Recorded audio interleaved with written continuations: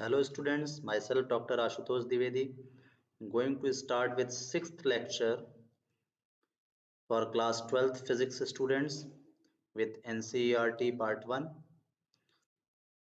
अभी तक हम लोग फर्स्ट चैप्टर के 4 सेक्शंस कंप्लीट कर चुके हैं और अब फर्स्ट चैप्टर का 5th सेक्शन जो कि some basic properties of electric charges है, इसके साथ इस लेक्चर को शुरू करेंगे। इसके पहले हम लोगों ने पढ़ा इलेक्ट्रिक चार्ज क्या होता है, किसी बॉडी के चार्ज्ड होने या न्यूट्रल होने का क्या आशय होता है। फिर हम लोगों ने गोल्ड लीफ एक्सपेरिमेंट देखा, गोल्ड लीफ इलेक्ट्रोस्कोप देखा, कैसे हम चेक करते हैं कि कोई बॉडी चार्ज्ड है या न्यूट्रल है। यूनिफिकेशन ऑफ इलेक्ट्रिसिटी, मैग्नेटिज्म और ऑप्टिक्स के बारे में पढ़ा हम लोगों ने। और इसके बाद हम लोगों ने कंडक्टर्स, इंसुलेटर्स और सेमी कंडक्टर्स 3 क्लासेस में क्लासीफाई किया सभी मटेरियल ऑब्जेक्ट्स को। फिर चार्जिंग बाय इंडक्शन का फेनोमेना पढ़ा हम लोगों ने, उस पर बेस्ड एक एग्जांपल है, इसको हम लोगों ने देखा कैसे एक्सप्लेन किया गया है एनसीईआरटी में। Now we will proceed with the 5th section of the first chapter, that is basic properties of electric charges. We have seen that there are two types of charges, namely positive and negative, and their effects tend to cancel each other.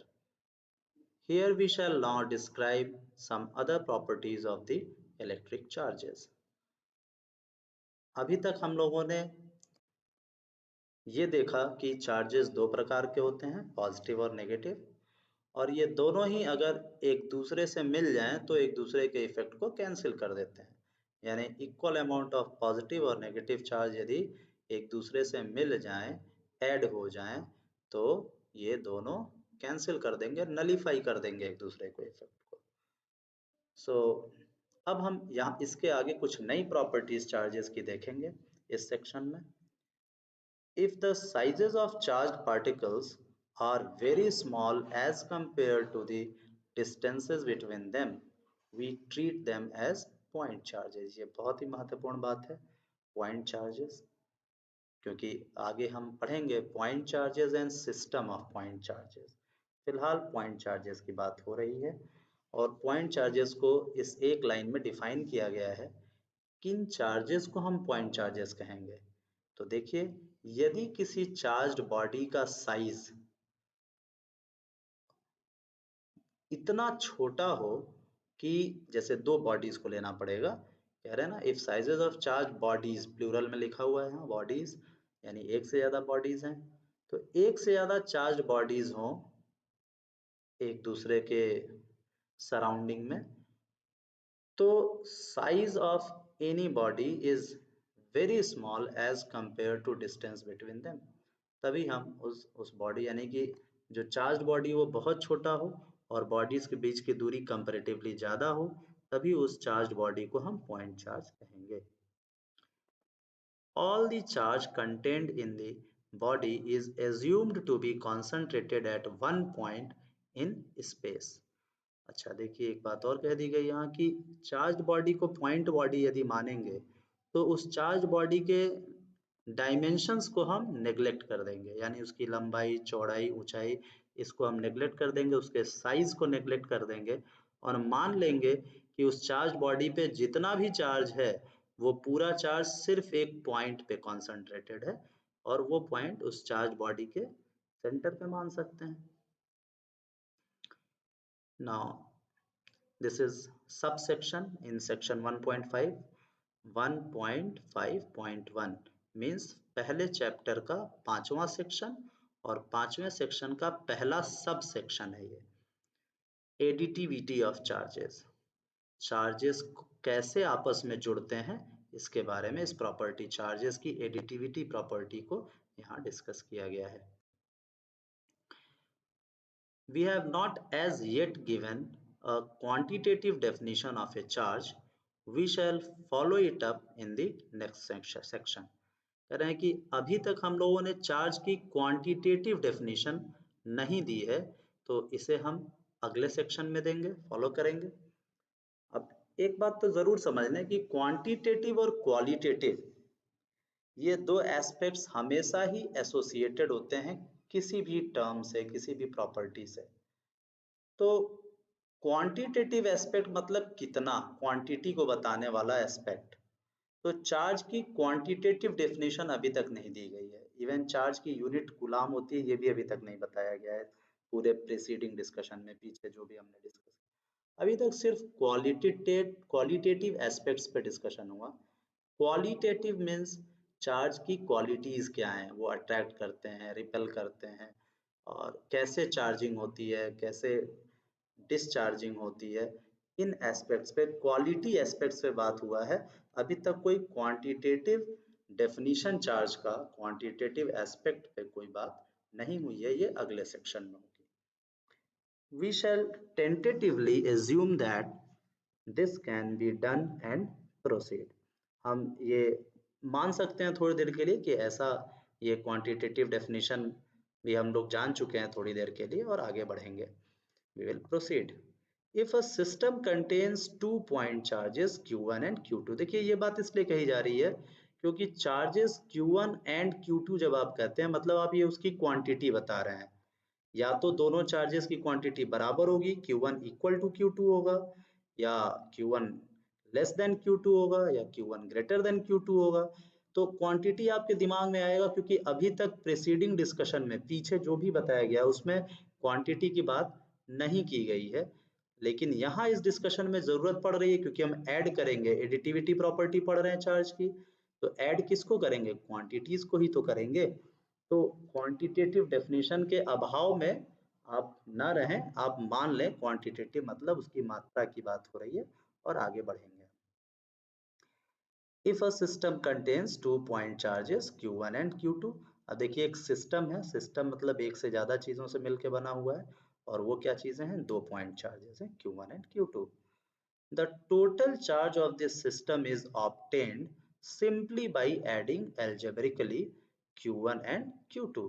तो कह रहे हैं कि भाई अगर वो जो system है उसमें दो ही चार्जेस का बना है, तो सिंपली उन दोनों चार्जेस को हम एल्जेब्रिकली ऐड करेंगे। एल्जेब्रिक एडिशन मीन्स साइन के साथ, पॉजिटिव हो या नेगेटिव हो। अगर 2 है और 3 है तो 2 + 3 कर दीजिए, 2 है और -3 है Q2 तो 2 + -3 कर दीजिए, -1 आ जाएगा। यही बात कही जा रही है। That is charges add up like real numbers as they are scalars like the mass of a body. कह रहे हैं इसका आशय क्या हुआ कि चार्जेस को रियल नंबर्स की तरह जोड़ देंगे। रियल नंबर्स आप जानते हैं नंबर लाइन पे, 0 के राइट साइड में पॉजिटिव, 0 के लेफ्ट साइड में नेगेटिव। तो बस रियल नंबर्स की तरह जोड़ देंगे क्योंकि चार्जेस एक स्केलर क्वांटिटी होते हैं, बिल्कुल वैसे ही जैसे किसी बॉडी का मास एक स्केलर क्वांटिटी होता है। जैसे आप 2 kg में 3 kg जोड़ेंगे तो 5 kg हो जाएगा। फर्क सिर्फ इतना है कि मास नेगेटिव नहीं होता है कभी भी, तो चार्जेस नेगेटिव भी हो सकते हैं। If a system contains n charges, अब देखिए अब सिस्टम दो चार्जेस का था Q1 Q2, अब n चार्जेस का है। हम अपने डिस्कशन को थोड़ा एक्सपेंड कर रहे हैं। वो n चार्जेस क्या है, Q1 Q2 Q3 dot dot Qn। then the total charge of this system is Q1 plus Q2 plus Q3 plus dot dot dot Qn। ध्यान रहे कि यहाँ ये सभी चार्जेस Q1 Q2 अपने साइन के साथ जुड़ेंगे, पॉजिटिव या नेगेटिव साइन जैसा भी हो। Charges has magnitude but no direction similar to the mass। कह रहे हैं चार्ज स्केलर क्वांटिटी है तो जाहिर सी बात है कोई डायरेक्शन नहीं होगा उसका, सिर्फ मैग्नीट्यूड होगा, वैसे ही जैसे मास का होगा। However, there is one difference between mass and charge. Mass of a body is always positive, whereas a charge can either be positive, be either positive or negative. ये मैंने पहले ही आपको बता दिया है। Proper signs have to be used while adding the charges in a system. ये भी बता दिया है। For example, the total charge of a system containing 5 charges, देखिए अब एक सिस्टम है जिसमें 5 चार्जेस हैं कुल, और क्या है, +1 मैग्नीट्यूड है एक का +2 है, फिर -3 मैग्नीट्यूड है, +4 मैग्नीट्यूड है और -5। Is this some arbitrary unit. अच्छा, इन सम आर्बिट्रेरी कुछ यूनिट मान लीजिए, वैसे ही कूलाम यूनिट होती है।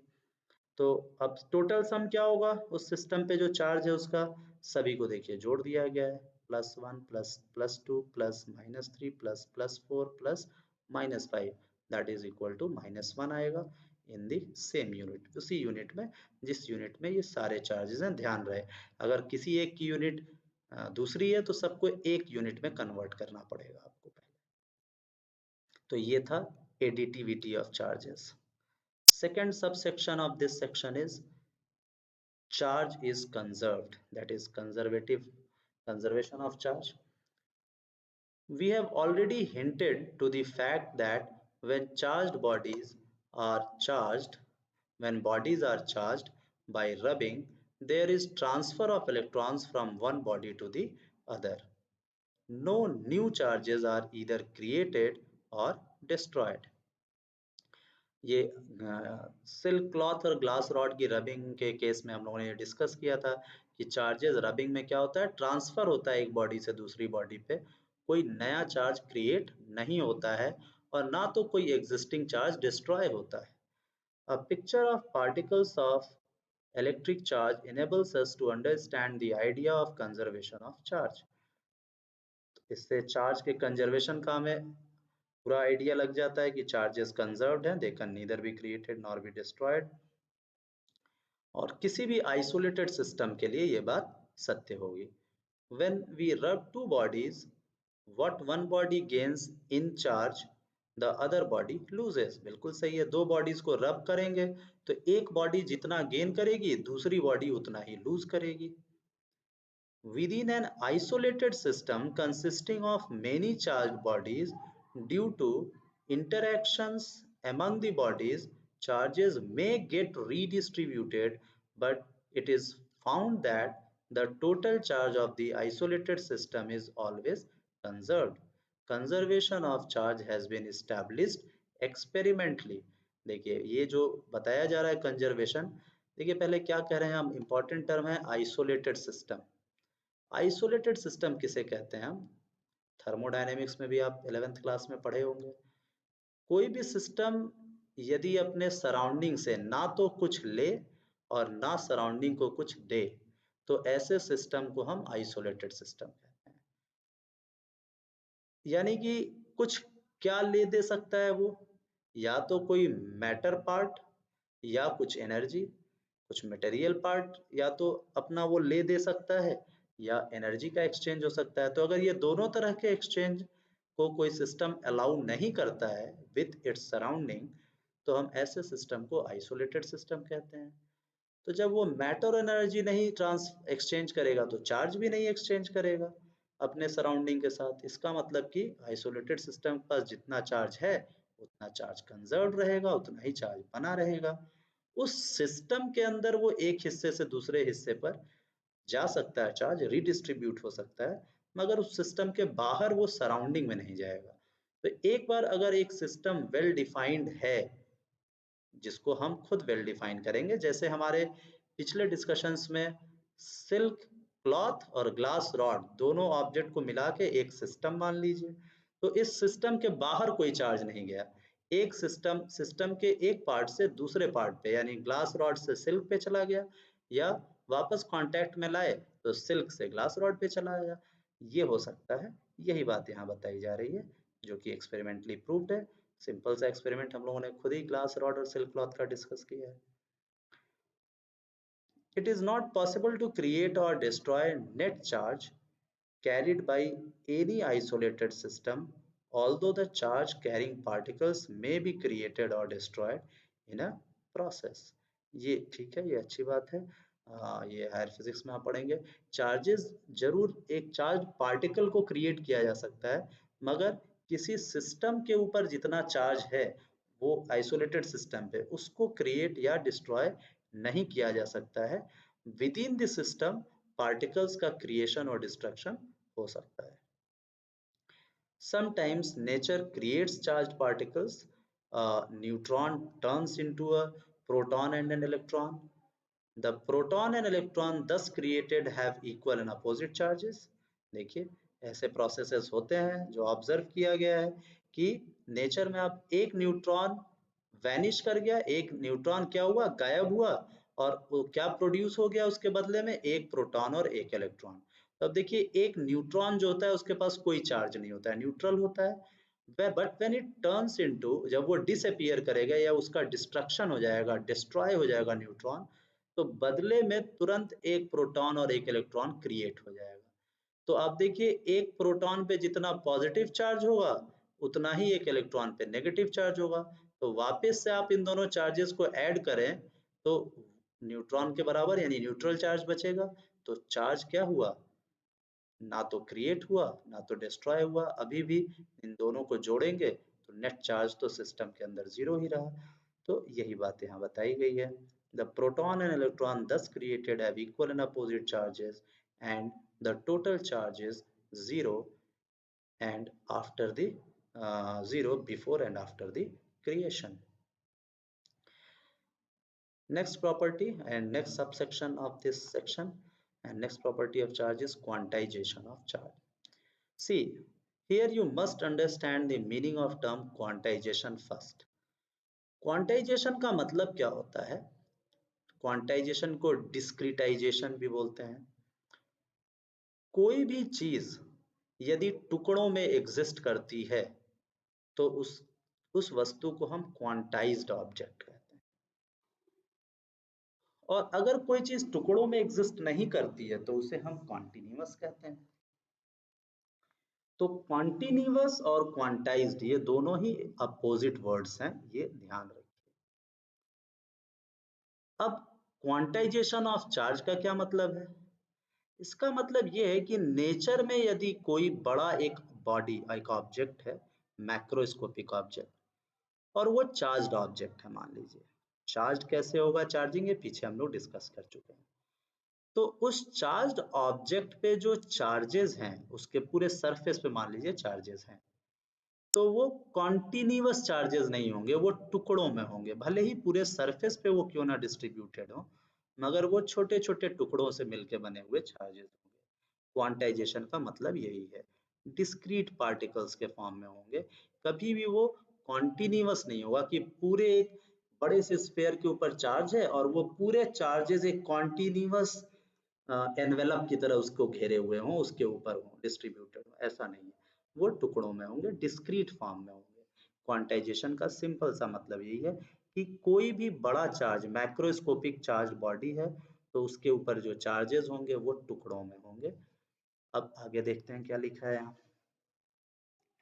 Experimentally, it is established that all free charges are integral multiples of a basic unit of charge denoted by E.